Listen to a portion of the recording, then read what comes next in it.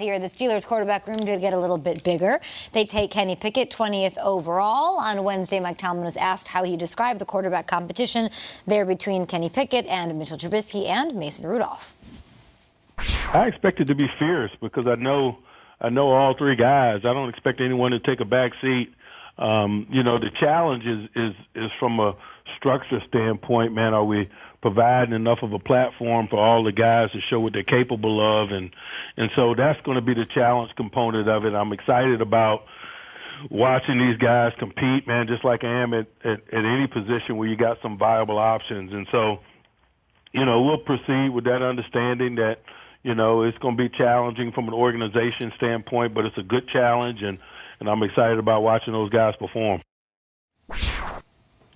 Tori, let's start with you. From a player standpoint, what does a quarterback competition do to a locker room? Is it a good thing for the Steelers? I think it's a great thing. The Steelers are looking for their next franchise guy. And so competition is going to bring the best out of everyone. You're not just going to hand it over to someone. It's not like they necessarily had that guy on the roster. And I think when guys on the team, everyone else is competing. I mentioned and alluded to a little bit earlier that quarterbacks are the only guys that can say it's their team. However, when the guy's established, everyone knows there's never really a true competition. You're just there and fighting for a second or third role. But now these guys are really fighting to be that guy, and it brings the best out of the locker room.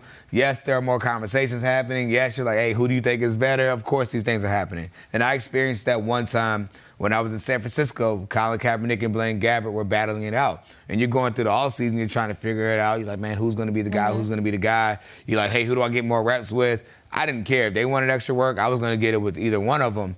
But then it became very clear that Blaine Gabbert was the better quarterback going into the season. And from there, you kind of take that step forward. And I think the biggest thing is competition is great, but the timing of when they move forward and decide who that guy is, that's really the bigger issue. That way you can start to get that chemistry with the right guy.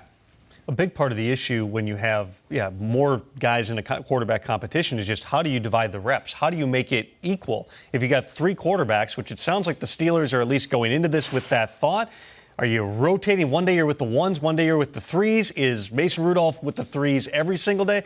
You draft Kenny Pickett for a reason, which is he's ready to play right now. You use a first-round pick on him. It's Kevin Colbert's last first-round pick. As a general manager, you would think that the deck is going to be stacked toward Kenny Pickett.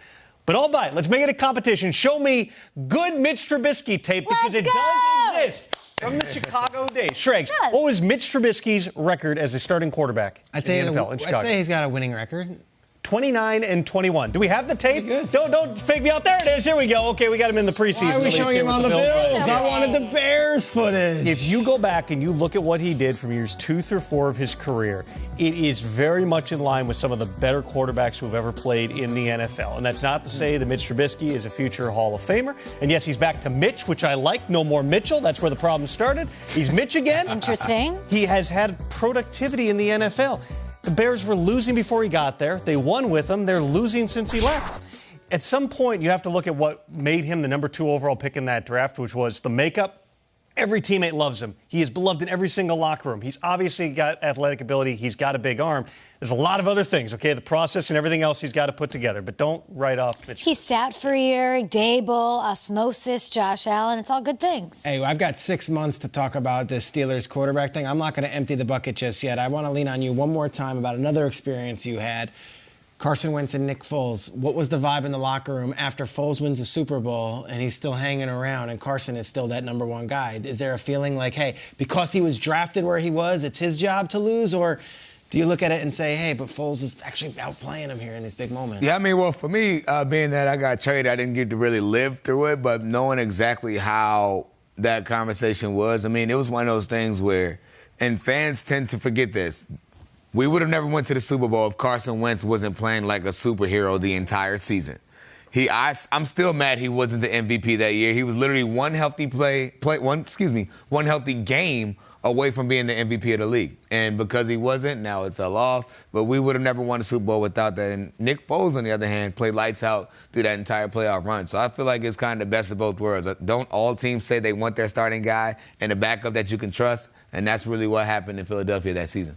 Trubisky signed with the expectation of being a starter. I like that Tomlin from the beginning is saying it's a competition. If it's close between the two of them, I imagine he goes with Trubisky. We saw it with Mike Lennon and Trubisky in Chicago.